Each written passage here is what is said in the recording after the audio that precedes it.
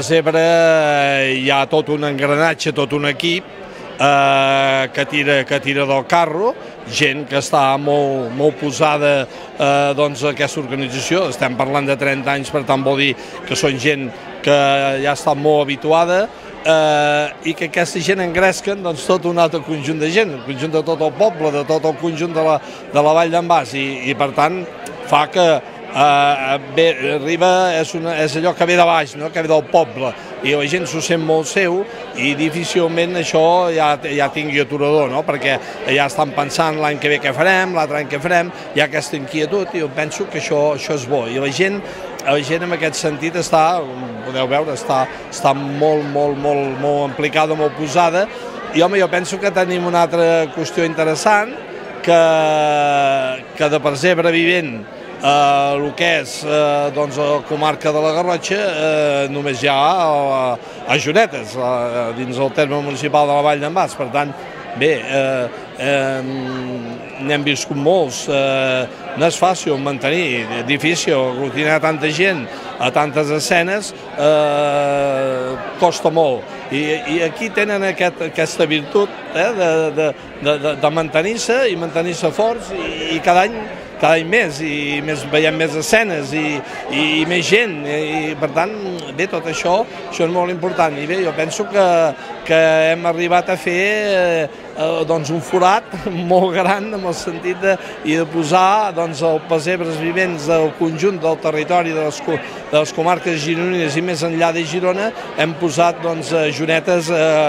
com a referent. És el primer any que tenim un nen petit, ens feia molta il·lusió que fes de nen Jesús, i en principi no ho havíem de fer perquè ell ja és una miqueta més gran, però quan ens van dir aviam si podia ser-ho ens va fer molta il·lusió. Sempre m'havia fet molta il·lusió poder participar en aquesta escena del pessebre vivent. És una escena molt maca i llavors doncs tu estàs allà, ja fem el foc i tot perquè està tot molt... l'escena queda molt recollida, llavors el nen no passa fred, el tenim ben abrigat, i la veritat és que ens passa el temps volant, perquè ja poder ser de Sant Josep i de Mare de Déu amb el nen Jesús, doncs és una cosa que fa molta il·lusió i el temps et passa molt ràpid, la veritat és que sí. Haurem de calcular bé pel naixement per poder ser allà, però sí, vull dir, ja l'any que ve no ho sé, potser és una mica just, però si no d'aquí 2 anys repetirem. Nosaltres, la relació que tenim de la penya barcelonista Olot i Comarca amb la gent de Jonetes i la gent de la Vall d'en Bas ja fa molt de temps.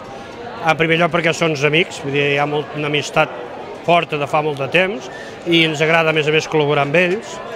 perquè la feina que fan ells com a pessebre vivent de Jonetes em penso que és un fet importantíssim dintre la nostra comarca, perquè el que fan, ben mirat, té un mèrit increïble. En un poble que no arriba a les 200 i pico persones, fan un pessebre vivent de més de 300 persones. Vol dir que no solament són ells, sinó que agafen d'altres llocs. I organitzar un tema com aquest és molt important i molt difícil. I nosaltres, com a penya, ens agrada col·laborar amb els esdeveniments que són complicats. I amb els nostres amics sempre col·laborem en tot el que podem. I d'aquí ve que la nostra col·laboració, en quant a entrades, en quant a desplaçaments de la gent de poder-los aportar a veure el Barça, la tenen tota perquè és una vall on hi ha molts i molts amics i que nosaltres creiem que hem d'estar amb ells quan fan coses d'una importància com aquesta. I nosaltres sempre estarem en l'esport i en esdeveniments com aquests culturals, puguem dir, socials, on l'esforç que ells fan és un esforç admirable i per tant tot el que nosaltres puguem fer sempre serà poc, perquè vàrem poder portar els redactors del diari Esport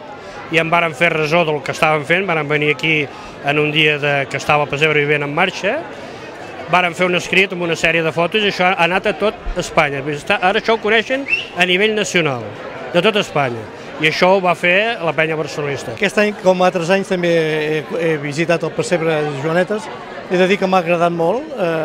he trobat que era una certa innovació haver-lo construït a la banda esquerra de la població. Tenia un aire molt més esponjat, molt més ample, a més aquell recorregut serpentejant de l'entrada, ben il·luminat, crec que donava un aire molt bucòlic, que feia que impressionava, d'aquests que te'n recordes, diguéssim, i que marca fa marca de pessebre vivent de Joanetes, de propietat. El fet que tinguem una col·laboració amb entitats d'aquest estil, com el pessebre vivent de Joanetes, per nosaltres és un impuls grandiós per una Càritas com la nostra. Saber que estem presents a la comarca, que estem presents en molts llocs i amb entitats inclús tan nombroses com aquesta, perquè, evidentment, l'altre dia, per exemple, nosaltres fèiem balanç de l'estat del voluntariat en tancar l'any, el desembre del 2014, i dèiem, tenim 140 voluntaris. Això és un patrimoni impressionant. I, a més, tenint en compte que tanta gent fa Càritas, a banda del voluntariat, això magnifica molt més la potència de Càritas, no? I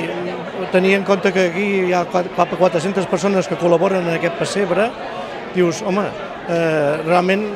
si aquesta gent se sent vinculada al projecte de Càritas, encara que sigui en un moment puntual del seu treball com a voluntaris, com és participant en aquest pessebre, fa que el ressò de Càritas sigui